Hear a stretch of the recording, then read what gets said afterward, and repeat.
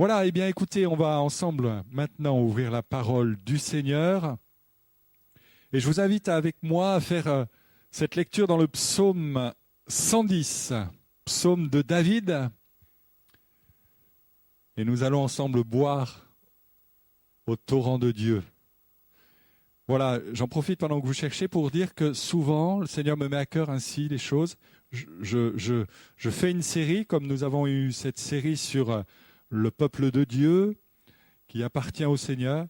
Et puis ensuite, je coupe et souvent Dieu me donne un message de consolation, puis ensuite un message, pas le même dimanche, d'encouragement, de motivation et un message d'action pour entrer pleinement dans l'œuvre du Seigneur. Et puis ensuite, Dieu me redonne le désir d'introduire l'Église dans une série où on va plus en détail, soit sur un personnage, un livre, un thème, selon ce que le Saint-Esprit me met à cœur.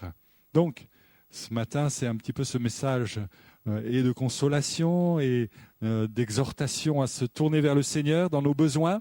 On va lire « Oracle de l'Éternel à mon Seigneur » avec un S majuscule. « Assieds-toi à ma droite jusqu'à ce que je fasse de tes ennemis ton marchepied. L'Éternel étendra de Sion le sceptre de ta puissance. Domine au milieu de tes ennemis. » Amen. Ton peuple est plein de dévouement. Au jour où tu rassembles ton armée avec des ornements sacrés du sein de l'aurore. À toi la rosée de ta jeunesse. L'Éternel l'a juré et on ne le regrettera point. Tu es sacrificateur pour toujours à la manière de Melchisédek. Le Seigneur est à ta droite, il écrase des rois au jour de sa colère, il exerce le jugement parmi les nations. Tout est plein de cadavres. Il écrase le chef d'un vaste pays. En chemin, il boit au torrent. C'est pourquoi il relève la tête. Je répète, en chemin, il boit au torrent. C'est pourquoi il relève la tête. Avant d'aller dans le détail et un petit peu plus loin, simplement vous précisez que ce psaume 110 a une particularité. Peut-être l'avez-vous déjà deviné, comprise, quelle était cette particularité, lorsqu'il est dit « Oracle de l'Éternel à mon Seigneur », avec un S majuscule. C'est particulier, parce que nous disons que c'est l'Éternel qui est Seigneur. Mais là, il est bien dit « Parole ou oracle de l'Éternel pour celui qui est mon Seigneur ». C'est curieux. Mais il y a une compréhension relativement simple dans le sens qu'il s'agit d'un psaume prophétique de David, d'un psaume qu'on appelle messianique. Car il est question d'un roi, d'un seigneur. Et un petit peu plus loin, l'Éternel poursuit en disant « Tu es sacrificateur pour toujours », selon l'ordre de Melchisédek. Savez-vous que sous l'Ancienne Alliance, dans l'Ancien Testament, un roi, David, Salomon, qui que vous voulez, ne pouvait pas être en même temps sacrificateur. Il était roi et il exerçait la royauté. Mais d'autres étaient spécialement, là, à la disposition de l'Éternel pour être sacrificateurs. Mais on n'avait jamais les deux fonctions qui étaient dans la même personne. Sauf pour un seul est à la fois roi et sacrificateur. C'est Jésus-Christ. Amen. Qui cumule les deux fonctions et qui a la royauté, la souveraineté et en même temps qui est souverain, sacrificateur pour l'Éternel. Et ce psaume nous parle de Jésus. Ce psaume parle de l'Église. Alléluia. Ton peuple est plein de dévouement. Amen. Avons-nous ce dévouement pour la cause du Seigneur? Et puis, plus loin, dans ce psaume, il est dit que Jésus, donc, en chemin, Jésus, ce Seigneur, boit au torrent. C'est pourquoi il relève la tête. Est-ce à dire que Jésus a eu besoin à un moment donné de pouvoir se fortifier en s'approchant d'un torrent pour y boire? Moi, je crois que dans son humanité et en tant qu'homme, il a eu certainement, comme vous et moi, des temps de fatigue. Amen. des temps où il était fatigué. On a rencontré Jésus dans les évangiles en train ici de dormir, de se reposer. Il a eu à certains moments certainement la nécessité de s'approcher de son Père pour recharger ses batteries spirituelles. Amen. Et on a besoin, nous aussi, de faire de même. Si Jésus, le Fils de Dieu, a une nécessité à certains moments de boire au torrent de la grâce de Dieu, de son Père, pour relever la tête, à plus forte raison, nous, qui ne sommes pas Jésus, avons-nous besoin de cela. Et peut-être ce matin, es-tu languissante, languissant, fatigué peut-être de ta marche, et tu as besoin de la grâce de Dieu. Vous savez que quand on marche, quand on fait un sport, est-ce qu'il y a des sportifs au milieu de nous? Oula, il n'y en a qu'un, deux, oh là là, ouh, on va peut-être pas monter une équipe de basket ou de foot là. Bon, faut vous mettre un. Vous savez que Jésus, Paul a dit, un peu d'exercice physique ne nuit pas. Hein. Ça fait pas tout, mais c'est quand même utile dans ce monde sédentarisé dans lequel nous vivons. On a besoin de faire un peu de sport, hein, de temps en temps.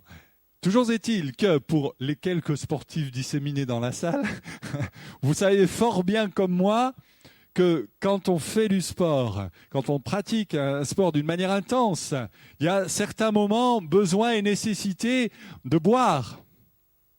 Parce que sinon, qu'est-ce qui se passe? Alors un petit peu de biologie très simplement. Ce qui se passe, c'est que en faisant un effort, notre muscle chauffe.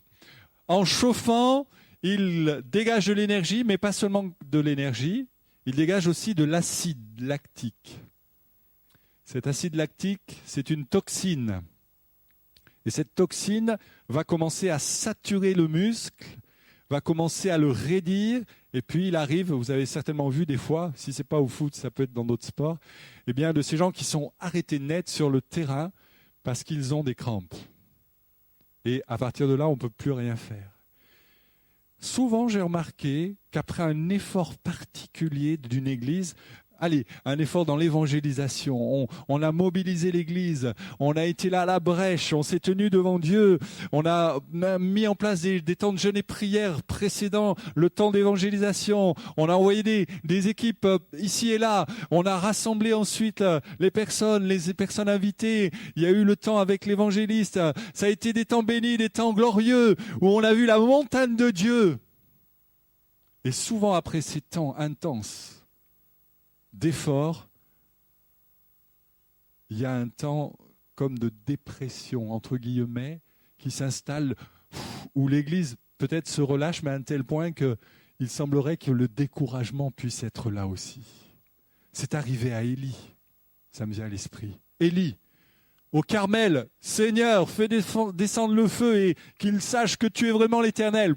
Le feu descend, tout est consumé. L'Holocauste, les faux prophètes de Baal et d'Astarté sont confondus. Il y a une grande victoire au Carmel. C'est 1 Roi 18. Vous avez lu 1 Roi 19? C'est juste après, hein? Jézabel dit, mais attends, tu as fait ça aux faux prophètes, je vais faire pareil avec toi. Élie s'enfuit dans le désert, seul. Il va demander la mort. Il va demander au Seigneur de le reprendre. En tout cas, un temps de dépression qui suit un temps d'effort. Et parfois, c'est comme ça dans nos vies chrétiennes, dans nos marches chrétiennes. On a besoin d'être renouvelés. On a besoin de toute la grâce de Dieu. Alors, il y a des personnes qui, dans l'Écriture, ont eu la bonne idée de boire au torrent pour relever la tête. Et on va en voir 4 ce matin, qui sont pour nous des exemples à suivre. Et on a besoin de cela. On a besoin du secours de Dieu pour dire, Seigneur, je ne veux pas m'arrêter dans ma marche. Je veux continuer. Parce que ce qui compte, ce n'est pas d'avoir pris la ligne de départ, mais c'est de franchir la ligne d'arrivée. C'est d'aller jusqu'au bout en gardant la foi et cette espérance dans le Seigneur. Alors, le premier qu'on va découvrir, c'est Jacob. Vous savez ce que signifie Jacob? Alors, il y a 2 significations, mais je vais prendre celle qui est la moins gratifiante pour lui, c'est fourbe. Fourbe. Et il l'a été un peu, quand même. On ne peut pas dire qu'il ait eu des relations familiales faciles, surtout avec son frère. Je ne sais pas comment vous êtes entendu avec votre frère. Parfois on dit qu'on a une entente comme chien et chat. Pas terrible. Ou ça a été compliqué. Ça, c'est peut-être de l'ordre de la famille naturelle, mais dans la famille spirituelle, quelles sont tes relations avec ton frère, ta sœur, qui a la même foi, le même amour pour le même Seigneur? Et Paul nous dit d'avoir un même cœur et une même âme. Mais ce n'était pas le cas pour Jacob, qui lui avait des relations familiales assez compliquées. Et Jacob, on peut dire qu'il aime Dieu. On ne peut pas dire le contraire. Il aime le Seigneur. Mais il l'aime à sa manière. Il aime jusqu'à un certain point où il dit, Seigneur, je veux bien te louer, je veux bien te bénir, je veux bien t'honorer, te glorifier, mais ne va pas gratter un trop dans mon cœur. Si tu restes en surface, ça ira dans nos relations. Ça va aller, Seigneur. Mais vous savez, le Seigneur ne veut pas s'arrêter en surface. Il veut toujours aller dans la profondeur. Et il y a certains chrétiens comme cela qui, un petit peu comme Jacob, sont d'accord pour chanter, pour louer, pour bénir Dieu, mais quand Dieu veut aller en profondeur, ils se referment comme l'huître, en disant « Seigneur, non ». Ils se raidissent, se bloquent, et ils n'ont plus le désir de pouvoir partager leur intimité de vie avec leur Seigneur, parce que c'est comme si le Seigneur venait dans leur jardin secret et qu'il ne faudrait pas aller plus loin. Et ils posent un interdit au Seigneur en disant « Seigneur, non, pas ici. Ne va pas évoquer mes relations avec mon frère, avec ma sœur, avec mes parents. C'est trop compliqué, c'est trop douloureux. Je te demande de t'arrêter à la porte. » Et c'est ce qu'a fait Jacob pendant un temps. Mais il est dit dans ce passage que Jacob se leva la même nuit, prit ses 2 femmes, ses servantes, ses 11 enfants, et il passa par le gué du torrent de Yabok. Il les prit, il les fit passer le torrent, il fit passer tout ce qui lui appartenait, et il est dit ensuite au verset 25, Jacob resta seul. Et on a besoin parfois de se trouver seul à seul devant le Seigneur, sans masque, en disant « Seigneur, maintenant, c'est toi et moi, c'est un face-à-face en vérité. » Et vous savez qu'à partir de là, vous connaissez la suite de ce récit remarquable où l'ange de l'Éternel va s'approcher de lui, il va combattre. Et à la fin et à l'issue, Jacob va être blessé à l'emboîture de la hanche, signifiant par là, maintenant, toi qui te pensais être intouchable et parfait, tu as été touché et tu es dans l'imperfection maintenant de la chair, et à partir de maintenant même, tu vas pouvoir descendre de ton piédestal, descendre de cette position où tu t'es renfermé pour enfin t'ouvrir à la grâce du Seigneur. Yabok, le lieu où Jacob va rencontrer l'Éternel, Yabok signifie celui qui se vide.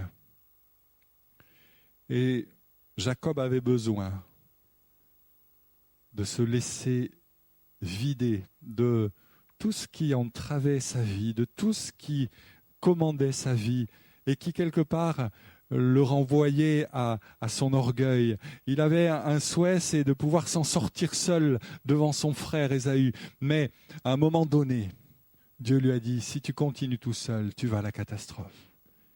J'ai besoin d'entrer dans ta vie, dans ton cœur. Et ce matin, peut-être, certains de nous ont cette position-là. J'aimerais te donner cette citation de saint Augustin, bien connue. Lui qui pouvait dire, il faut d'abord que Dieu nous vide de ce dont on est rempli, afin qu'il nous remplisse de ce dont on est vide. Je vais répéter, un petit peu comme toi la semaine dernière. Il faut d'abord que Dieu nous vide de ce dont on est rempli, afin qu'il nous remplisse de ce dont on est vide.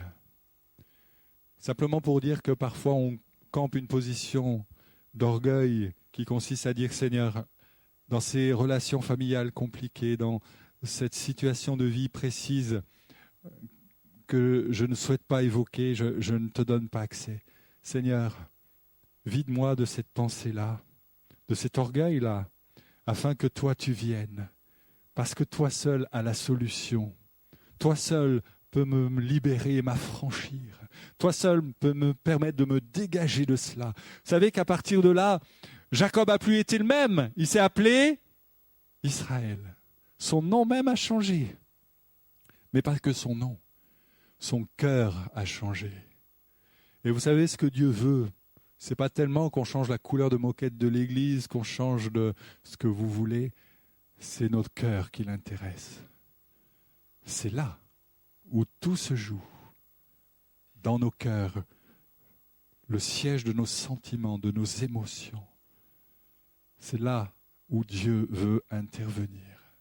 Et il est capable ce matin, de te remplir de sa vie à lui, de te donner une parfaite assurance pour envisager l'avenir, non pas avec crainte et tremblement, mais avec cette foi que Dieu t'accompagne. Et même si tu as des raisons aujourd'hui d'être dans la crainte, Dieu te donnera de dépasser ces craintes. Amen. Et Jacob est allé à ce torrent de Yabok, celui qui se vide. On va aller à un deuxième torrent, bien-aimé, dans Juges, chapitre 5, verset 19. Les rois vinrent, c'est Déborah et Barak. Les rois vinrent et combattirent. Alors combattirent également les rois de Canaan, à Tanak, aux eaux de Megiddo. Ils n'en tirèrent pas un avantage en argent. Écoutez, des cieux ont combattu. Il n'y avait pas d'aviation à l'époque. De leur orbite, les étoiles combattirent contre Sisera. Le torrent de Kishon les a balayés. Le torrent des anciens temps, le torrent de Kishon. Mon âme foule aux pieds leur vigueur. Le temps de Déborah et de Barak était un temps où chacun faisait ce qui lui semblait bon, le temps des juges, un temps de situation spirituelle déplorable en Israël. Chacun faisait ce qui lui plaisait. Et vous savez, l'Église du Seigneur n'est pas là pour que chacun fasse comme il lui plaît. Mais nous voulons, nous, faire ce que Dieu nous demande. Ce que Dieu nous invite à faire. Ils étaient loin des projets de Dieu. Ils étaient éloignés de la considération de suivre la volonté de Dieu. C'était pas dans leur cœur, c'était pas dans leur esprit. Et de ce temps de chaos s'est levée une femme. Amen. Béni soit le Seigneur pour nos sœurs. Oula. Béni soit le Seigneur pour nos sœurs. Ah oui. Alléluia. Et béni soit le Seigneur parce qu'il a réveillé Déborah. Et il y a eu une lutte entre les rois ennemis qui voyaient la faiblesse d'Israël et les petites troupes d'Israël à l'époque. Le rapport de force était vraiment en défaveur d'Israël. Mais Déborah, cette femme de foi, et Barak, ont pu compter sur la fidélité de Dieu. Il est dit que des cieux ont combattu et on comprend que, non, ce ne sont pas des avions de chasse qui sont venus, mais c'est une pluie torrentielle qui est tombée du ciel, qui a fait grossir les eaux d'un tout petit torrent, là où séjournaient les troupes ennemies d'Israël, aux côtés de ce torrent-là. Et ce torrent, de tout petit, d'insignifiant qu'il est d'habitude, est devenu un torrent impétueux qui a emporté les armées de l'ennemi. Amen. Parfois, Dieu nous délivre d'une manière surprenante et extraordinaire. On pense que la solution est perdue. On pense qu'il n'y a rien à envisager. Et puis voici que Dieu, d'une manière surprenante et bénie, manifeste sa miséricorde.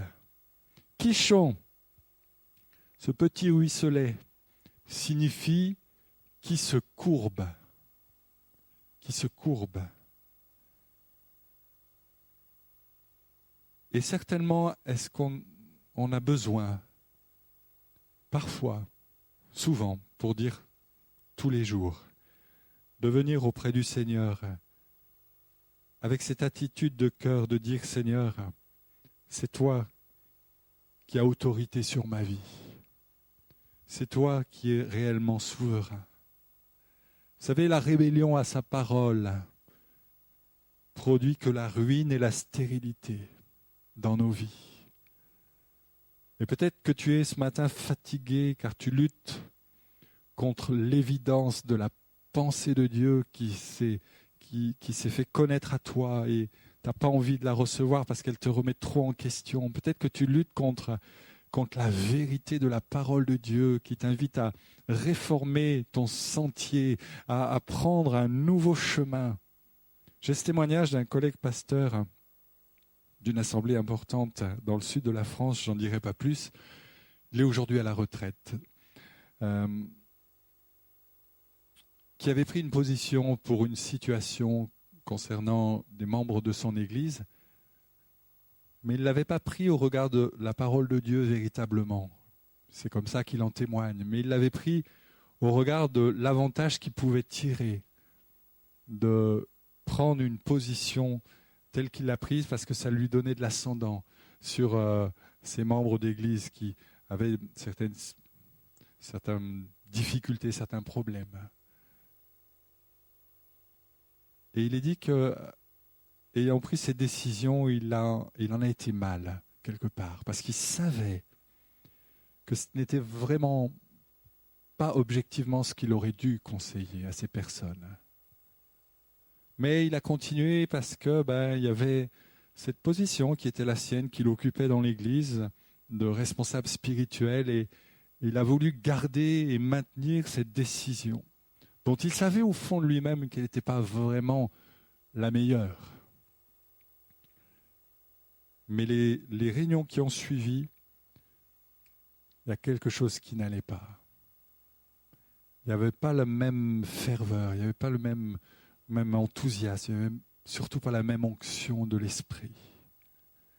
Et à la sortie d'un culte, il y a une petite mamie de cette église, toute petite mamie qui est venue voir le pasteur, qui est lui de taille assez imposante, en disant « Pasteur, je voudrais vous voir. Il faut que je vous parle. » Le pasteur a dit « Écoutez, allons, oui, dans le bureau. » Et là, la petite mamie s'est campée devant le pasteur. Elle a regardé droit dans les yeux, elle a dit « Pasteur, vous avez pris une décision dont vous savez vous-même qu'elle n'est pas droite. Et à cause de cela, c'est la tiédeur qui s'installe dans les rangs de l'Église. À cause de cela, votre ministère n'est pas en bénédiction pour les chrétiens.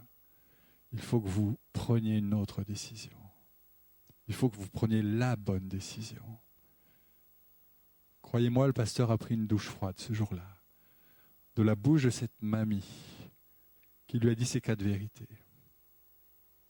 Et il est entré en conflit avec le Seigneur, jusqu'à un moment où un matin, il a craqué devant Dieu en disant « Seigneur, je reconnais que je n'ai pas agi comme j'aurais dû. » Et il s'est courbé devant Dieu.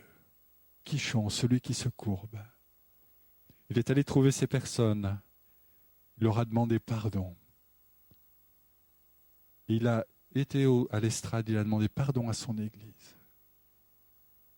Et à partir de ces temps-là, et dans les semaines qui ont suivi, les mois qui ont suivi, son Église a pratiquement doublé de membres. Parce qu'à nouveau, le Seigneur avait mis son approbation. Parce qu'il avait su se courber. Parce qu'il avait su reconnaître qu'au travers de cette brave mamie de l'Église, c'était Dieu qui lui parlait. À partir de là, les choses ont changé. Croyez-moi, ce matin, peut-être que tu es dans cette lassitude de combattre un combat qui n'est pas le bon parce que tu luttes contre l'évidence, contre la vérité que Dieu t'a déjà dite.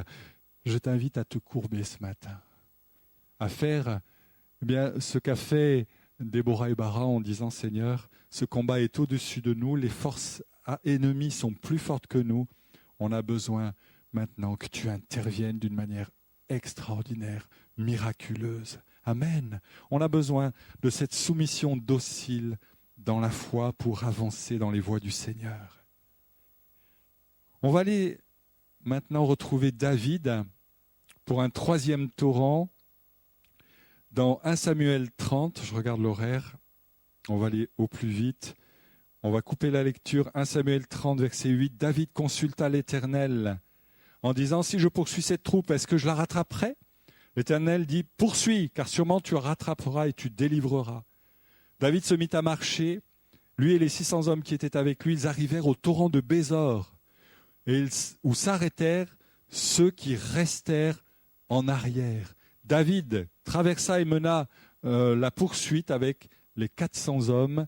200 hommes s'arrêtèrent, trop fatigués pour passer le torrent de Bésor. Le contexte, c'est que David revient d'une excursion armée. Quand il revient, la ville de refuge où il est, avec sa famille, a été incendiée, pillée.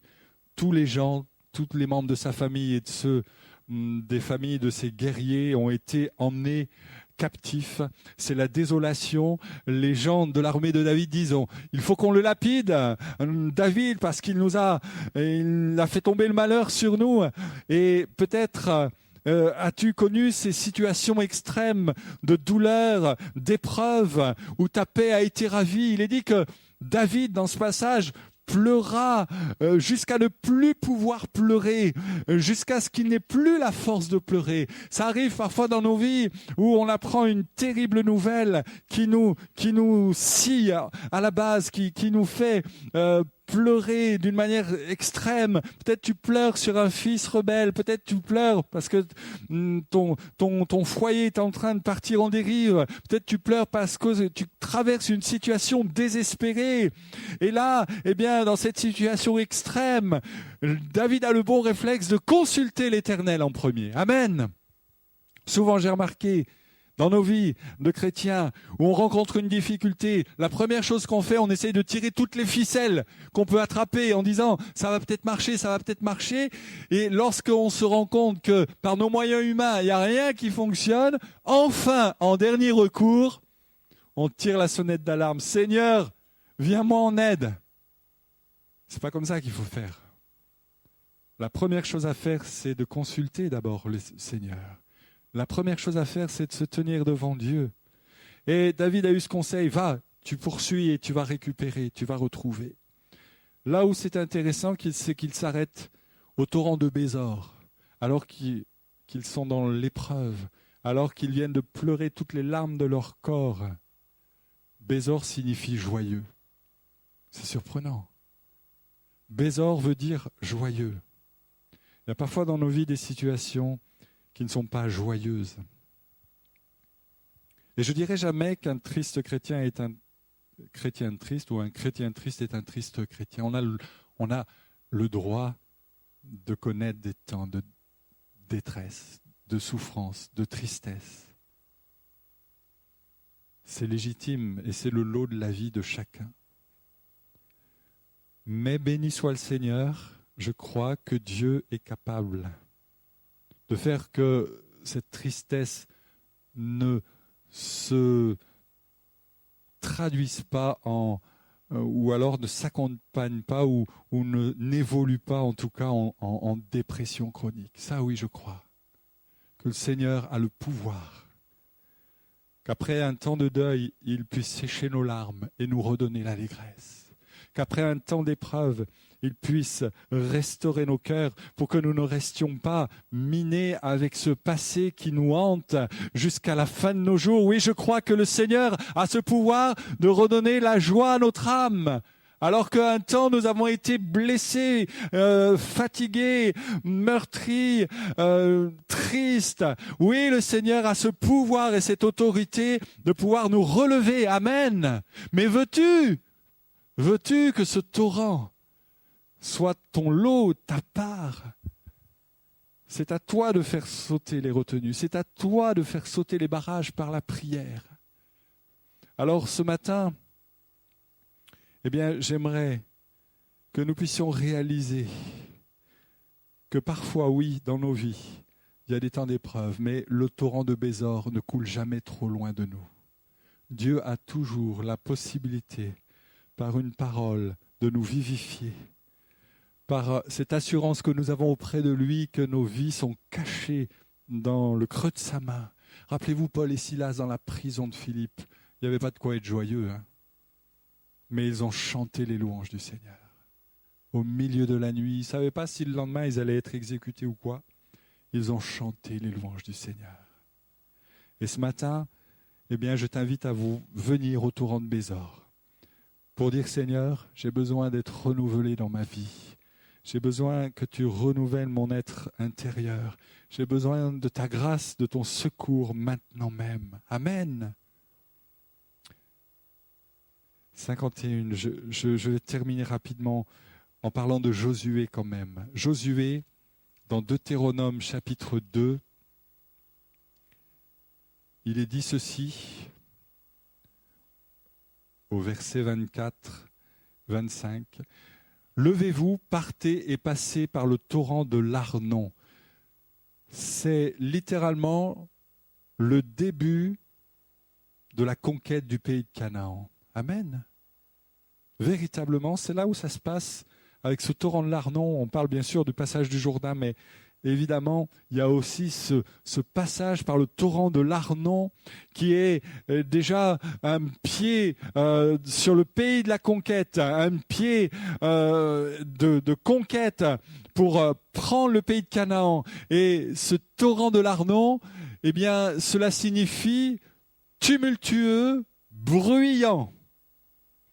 Alors, bien sûr, on n'est pas une église pour faire du bruit, parce qu'il faut faire du bruit. Les musiciens ne mettent pas leur sono à fond parce qu'il faut mettre la sono à fond. Non, tout est bien réglé, du reste, bravo. Mais une église qui ne serait que silencieuse, où on n'entend pas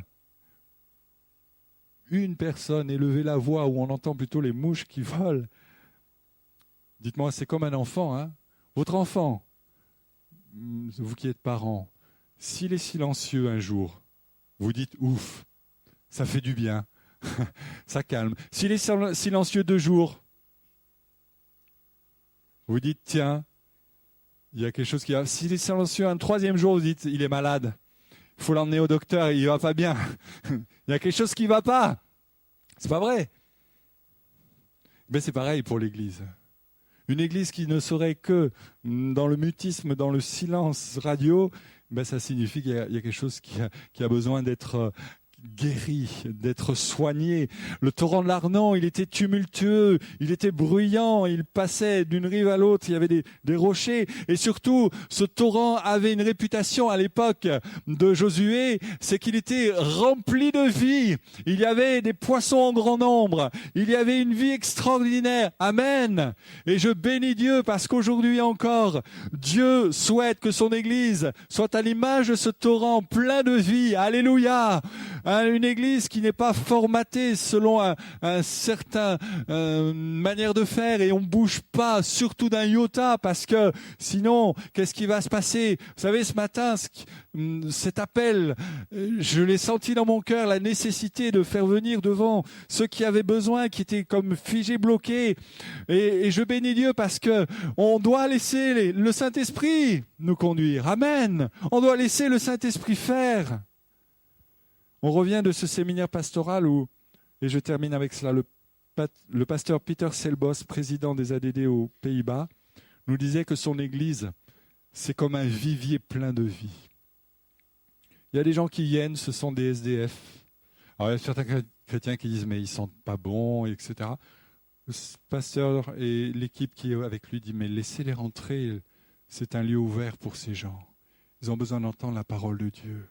Plusieurs se sont convertis, des personnes qui étaient, une personne, je me souviens, qui était réputée comme étant excusez-moi l'expression, le poivreau de la ville, vous comprenez, celui qui était plus imbibé de vin que d'autres choses, 24 heures sur 24, est venu dans cette église, aux Pays-Bas, à Alkmaar. Et il a donné son cœur au Seigneur. Et alors qu'il était alcoolique invétéré, incurable pour l'ensemble des médecins de la ville, le Seigneur l'a délivré. Le Seigneur a fait de lui un homme nouveau. Il nous a raconté le témoignage d'une femme qui est venue et qui, à un moment donné, s'est retournée au 3e rang en plein culte, première fois qu'elle venait, en disant « Occupez-vous de vos affaires ». Elle s'adressait à un chrétien derrière lui. Alors, c'est se jeter un froid. Et puis cette femme est sortie, et puis le chrétien qui était derrière est également sorti, et le pasteur finalement est aussi allé voir ce qui se passe, ou un ancien. Cette femme, elle venait pour la première fois, et pendant le culte, elle s'amusait à se coiffer les cheveux, et le chrétien n'a pas trouvé mieux de dire, mais Madame, votre manière de faire me gêne, me dérange. Et c'est là qu'elle s'est levée en disant, mais occupez-vous de vos affaires. Cette femme, c'était une prostituée de la ville qui était là pour la première fois. Alors l'ancien a réussi à la calmer, à lui dire, bon écoutez, excusez-nous de ce qui s'est passé, ne faites pas trop compte, revenez, écoutez la parole de Dieu. Elle est revenue écouter l'évangile avec son enfant. Et cette femme s'est convertie. Amen. Elle a changé de vie. Et elle est devenue une chrétienne authentiquement née de nouveau. Amen. Et je bénis Dieu parce que l'œuvre de Dieu n'est pas restreinte et limitée. Ne limitons pas l'œuvre de Dieu. Laissons le torrent de l'Arnon se manifester dans nos rangs et que le Saint-Esprit ait toute l'attitude de parler à nos cœurs, de nous édifier, de nous fortifier, de nous encourager. Alors ce matin, peut-être es-tu la tête baissée sur tes problèmes. Peut-être as-tu la tête baissée parce qu'il y a un poids tel sur tes épaules que tu n'arrives plus à le porter. Je te rappelle cette parole prophétique. Il boit au torrent pendant la marche. C'est pourquoi il relève la tête.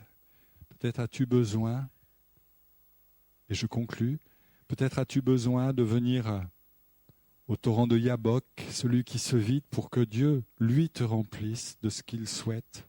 Peut-être as-tu besoin d'aller au torrent de Kishon et de te soumettre, d'abandonner cette voie d'orgueil pour dire « Seigneur, je me soumets, celui qui se courbe ». Peut-être as-tu besoin de venir à Bézor pour boire et dire « Seigneur, rends-moi la joie que l'adversaire m'a privé, m'a ôté. J'ai besoin de ta grâce, j'ai besoin de ta paix. » Peut-être as-tu besoin d'être vivifié parce que tu fais le constat que ta vie chrétienne est un petit peu raplapla, qu'il n'y a plus de fruits. Tu as besoin de venir au torrent de l'Arnon, ce torrent impétueux plein de vie.